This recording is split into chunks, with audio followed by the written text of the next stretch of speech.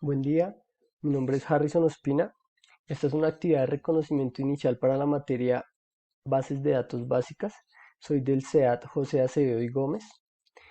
Soy técnico profesional en sistemas y telecomunicaciones. Soy productor de audio y video. Tengo 30 años. Soy de Bogotá.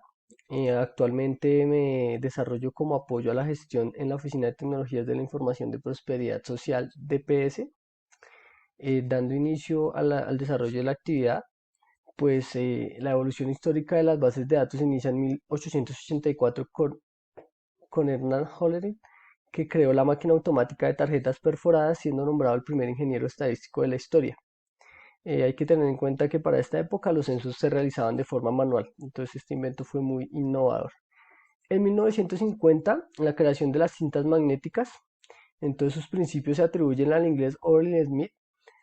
Con este mecanismo se empezó a automatizar la información. En 1960 se reemplazan el uso de las cintas con los discos. ¿Y esto qué significaba? Que ya se podía buscar información directamente, ¿sí? Y de forma, digamos así, aleatoria, y no era necesario tener la ubicación exacta de los datos. Esto da inicio a las bases de datos en red y jerárquicas. En 1970, Edgar Cole define el modelo relacional y público de las reglas de los sistemas de datos relacionales, naciendo la segunda generación de sistemas gestores de bases de datos. Empiezan a nacer, por ejemplo, empresas como Oracle, se desarrolla el lenguaje de consultas de SQL, y esto da un estándar a la industria de las bases de datos, empieza a haber un tema de comercialización. En 1980, SQL comenzó a ser el estándar de la industria, ya que las bases de datos relacionales con un sistema de tablas compuestas por filas y columnas pudieron competir con las bases jerárquicas de red. Este sistema de filas y columnas pues nos da una ubicación, ¿vale? Como en un plano cartesiano teniendo las coordenadas. En 1990, la innovación de las bases de datos giró eh, a las bases de datos orientadas a objetos, las cuales han tenido bastante éxito a la hora de gestionar datos complejos en campos donde las bases de datos relacionales no lo habían podido desarrollarse. Entonces, así se desarrollaron herramientas como Excel y Access, que ya nos dan visualmente una forma y una idea de cómo estaba compuesta la base de datos, y no solo a través de consultas. Digamos, en la actualidad, pues todo gira en torno a los datos, y se tiene un liderato de compañías, ¿sí? Productoras de sistemas de gestión de bases de datos.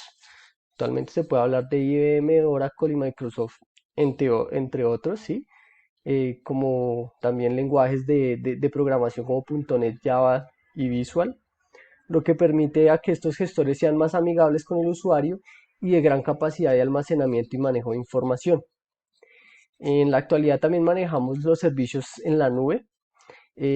Por primera vez, la verdadera posibilidad de almacenamiento ilimitado, bases de datos en data center internos pueden extenderse y operar en centros de datos públicos.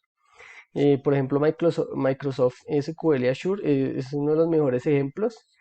Uno con Azure puede crear un servidor en 3 4 horas, puede ampliar eh, su capacidad en cuestión de minutos, y según los servicios que requiera puede alquilarlos por un mes o por años, y no requiere del mantenimiento físico, del tema de temperatura, de requerimientos ya físicos del data center como tal, sino que uno virtualiza todo, y esto uno paga mensualmente pues un dinero según los servicios que esté adquiriendo.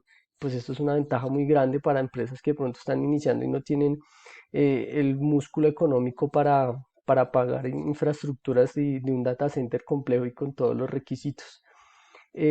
Otros ejemplos son Bigtable de Google, SimpleDB de Amazon, y de nuevo el Azure de Storage de Microsoft. Proveen una funcionalidad para administrar muchos tipos de documentos y de tecnologías. Para el ejemplo de aplicativos y herramientas tecnológicas, pues quiero traer a colación un ejercicio que yo tengo donde trabajo para mostrar cómo funciona un flujo de información de bases de datos muy sencillo. Tenemos fuentes de información que se actualizan, entonces tenemos fuentes de Excel, Tenemos fuentes en SharePoint de Office 365, en un sistema de correspondencia llamado Delta y a través de servidores que se conectan por VPNs o directamente, y un sistema de información, en este caso se llama SGMO. Estas son nuestras fuentes de información que tienen sus propios flujos y que nos entregan pues actualizaciones y son nuestros generadores de datos, ¿sí? Todo esto pues desencadena en esta herramienta de Power BI que también es de Office 365 y se ven reflejados todos los indicadores. Voy a pasar al Power BI para mostrar, por ejemplo, las bases de datos. Entonces aquí tenemos claros ejemplos de bases de datos donde tenemos bases de datos complementarias, bases de datos relacionales, todas tienen pues unas relaciones, aquí las vamos a ver, todas se hablan entre sí a través de las llaves. Eh, Me vuelvo aquí, perdón. Aquí en las bases de datos pues están compuestas por datos ya clasificados por columnas según su tipo de dato que manejen. Y pues todo esto, como les digo, se están jalando de varias fuentes de información. En este caso pues tenemos informaciones de Excel, tenemos información en línea, por ejemplo, como este tablero está enfocado al COVID, entonces tenemos como fuente de información también las bases de datos del Instituto Nacional que se actualizan constantemente.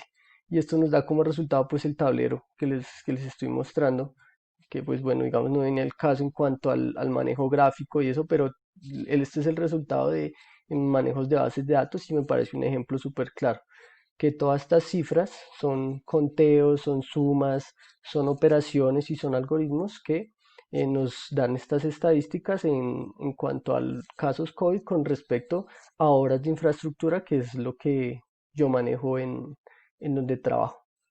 Muchas gracias.